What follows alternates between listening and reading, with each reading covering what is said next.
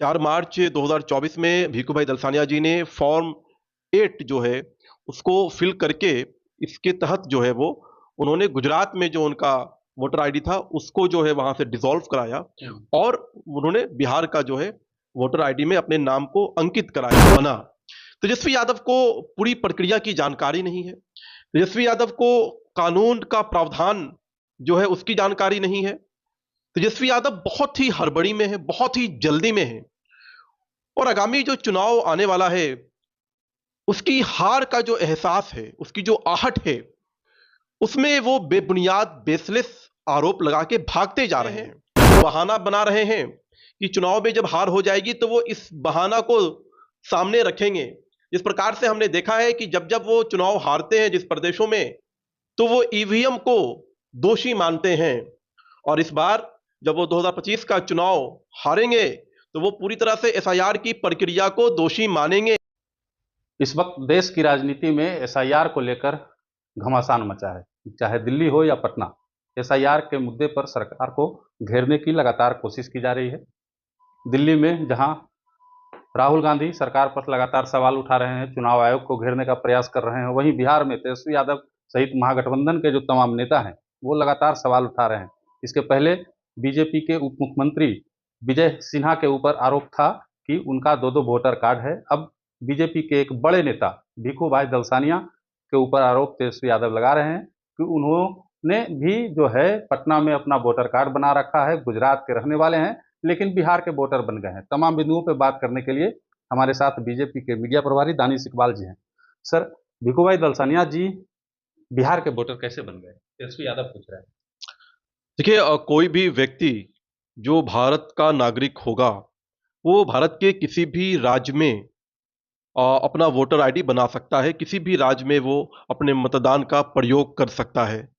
शर्त होनी चाहिए कि वो सिर्फ एक ही जगह पे, एक समय पे, एक ही जगह पे जो है उसकी जो वोटर लिस्ट में उसका नाम होना चाहिए और इस कानून का पूरी तरह से भीखू भाई दलसानिया जी ने पालन किया। 2024 में 4 मार्च 2024 में भीखू भाई दलसानिया जी ने फॉर्म 8 जो है उसको फिल करके इसके तहत जो है वो उन्होंने गुजरात में जो उनका वोटर आईडी था उसको जो है वहां से डिसॉल्व कराया और उन्होंने बिहार का जो है वोटर आईडी में अपने नाम को अंकित कराया। ये पूरी प्रक्रिया के तहत हुई। हमारे पास वो भी पेपर है जो उनका डिसॉल्व हुआ वोटर आईडी गुजरात में और उसके बाद जो है फिर यहां नया उनका वोटर आईडी बना। तेजस्वी यादव को पूरी प्रक्रिया की जानकारी नहीं है। तेजस्वी यादव को कानून का प्रावधान जो है उसकी जानकारी नहीं है। तेजस्वी यादव बहुत ही हड़बड़ी में है, बहुत ही जल्दी में है और आगामी जो चुनाव आने वाला है उसकी हार का जो एहसास है, उसकी जो आहट है, उसमें वो बेबुनियाद बेसलेस आरोप लगा के भागते जा रहे हैं। भीखू भाई दलसानिया जी 4 वर्षों से बिहार में अस्थायी रूप से रह रहे हैं और उन्होंने 2024 में फॉर्म 8 के माध्यम से इस प्रक्रिया को किया और अब वो बिहार के मतदाता हैं। तो इसमें ना कोई कानूनन उल्लंघन, ना कोई अपराध, उसके बावजूद तेजस्वी यादव जो है इस तरह की बातें कर रहे हैं। तो ये पूरी तरह से उनके चुनाव में होने वाली हार का हताशा को दिखाता है। तेजस्वी यादव खुद जो है दो दो इपिक नंबर के मामले में पकड़े गए हैं और पूरी तरह से चुनाव आयोग ने और आज तो सुप्रीम कोर्ट ने भी, आज जब सुप्रीम कोर्ट की टिप्पणी आप देखेंगे तो पूरी तरह से सुप्रीम कोर्ट ने इस बात को स्पष्ट कर दिया है कि निर्वाचन आयोग के द्वारा एसआईआर की जो प्रक्रिया है वो जनता के हित में है, वो पारदर्शी प्रक्रिया है।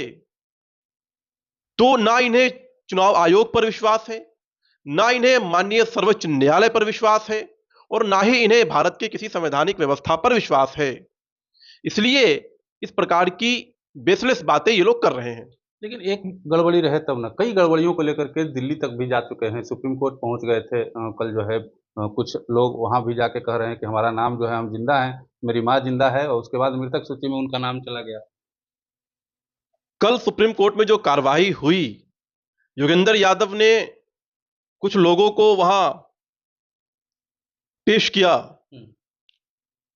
माननीय न्यायाधीश ने क्या टिप्पणी की वो बहुत महत्वपूर्ण है।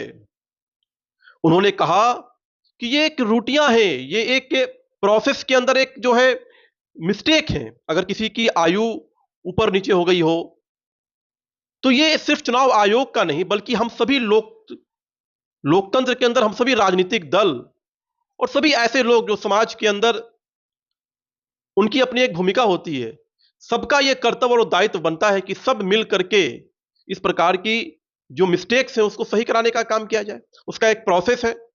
निर्वाचन आयोग ने एक समय दिया है कि अगर किसी के नाम के स्पेलिंग में गलती है या किसी की आयु ऊपर नीचे हो गई है तो ये तो एक सामान्य सा प्रोसेस है, लेकिन इस प्रोसेस को पूरी प्रक्रिया से जोड़ देना, एसआईआर की प्रक्रिया से जोड़ देना और एसआईआर की प्रक्रिया पर सवाल उठाना, ये जो है पूरी तरह से देश और बिहार की जनता को भ्रमित करने वाला है।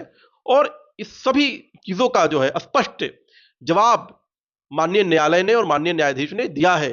मुझे लगता है कि जिस प्रकार से पूरे देश में इन लोगों ने माहौल खड़ा करने की कोशिश की है, बिहार की जनता ने इनके प्रोपेगेंडा को, इनके बेसलेस माहौल को पूरी तरह से जो है धाराशायी कर दिया है।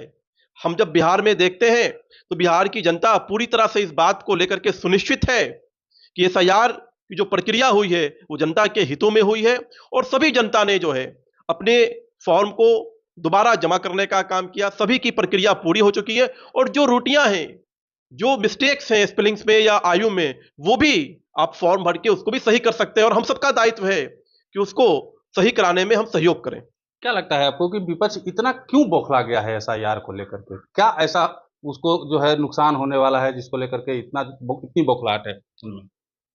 मुख्य कारण जो प्रथम दृष्टि में प्रतीत होता है वो ये है कि विपक्ष को इस बात का आभास है कि वो 2025 के विधानसभा चुनाव में उनकी बहुत बुरी तरह से जो शिकस्त होने वाली है, तो इसलिए चुनाव से पहले ही वो एक्सक्यूज खोज रहे हैं, वो बहाना बना रहे हैं कि चुनाव में जब हार हो जाएगी तो वो इस बहाना को सामने रखेंगे।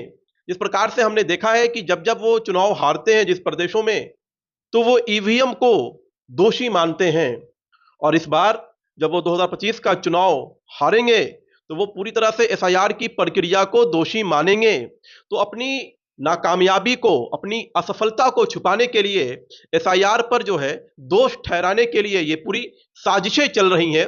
लेकिन बिहार की जनता, माननीय न्यायालय ने इनकी साजिशों को पूरी तरह से नाकामयाब कर दिया है। जीत के प्रति एकदम आश्वस्त लग रहे हैं चुनाव के पहले। या निश्चित तौर पर हम सब एनडीए के कार्यकर्ता पूरी तरह से पॉजिटिव माइंड से जनता के बीच में जा रहे हैं। उसका बहुत बड़ा कारण है कि हमारे पास देश में नरेंद्र मोदी जी का नेतृत्व है, बिहार में श्री नीतीश कुमार जी का नेतृत्व है और 20 वर्षों में नीतीश कुमार जी के नेतृत्व ने बिहार में विकास की जो रफ्तार को पकड़ाया है और विकास को जो आगे बढ़ाया है, बिहार में जो बदलाव आया है वो अद्भुत है, अकल्पनीय है। 2005 के पहले का बिहार एक पूरा एक इतिहास है और 2005 के बाद का जो बिहार है वो आने वाला जो भविष्य है उसकी आधारशिला रखी गई है और आने वाला भविष्य बिहार का बहुत सुनहरा है और नीतीश कुमार जी और एनडीए के नेतृत्व में इस सुनहरे भविष्य का निर्माण करना है। इसलिए हम 2025 में अपने रिपोर्ट कार्ड्स को जनता के बीच में लेकर के जाएंगे और जब आप काम करके जनता के बीच में जाते हो, जब अचीवमेंट को लेकर के जनता के बीच में जाते हो, तो निश्चित तौर पर पॉजिटिव माइंड से जाते हो और पूरी तरह से आश्वस्त होकर के जाते हो। दूसरी तरफ वे लोग हैं जिनका पूरा 15 साल का कार्यकाल बिहार का या 10 साल का यूपीए का कार्यकाल अगर हम देखें तो उनके पास बोलने के लिए एक भी अचीवमेंट नहीं है, एक भी सफलता नहीं है। तेजस्वी यादव नीतीश कुमार जी के 1.5 साल के कार्यकाल जब वो उप मुख्यमंत्री थे उनका क्रेडिट लेने का काम कर रहे हैं। तेजस्वी यादव को इस बिहार के एक एक अवाम को बताना चाहिए कि 2005 से पहले जब 15 वर्षों तक उनकी माताजी और उनके पिताजी और उनके दल की सरकार थी तो बिहार के अचीवमेंट में क्या हुआ, बिहार के लिए क्या आप लोगों ने किया, एक बार भी तेजस्वी यादव ने कभी चर्चा नहीं करते हैं अपने शासनकाल का। तो ये चुनाव पूरी तरह से हमारी अचीवमेंट, हमारे डेवलपमेंट और बिहार को आगे ले जाने के विजन के आधार पर लड़ा जाएगा।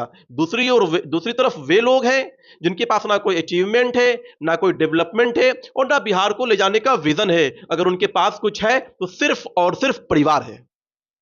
चलिए, दानिश इकबाल जी को सुन रहे थे आप। तमाम सवालों का जवाब दिया है।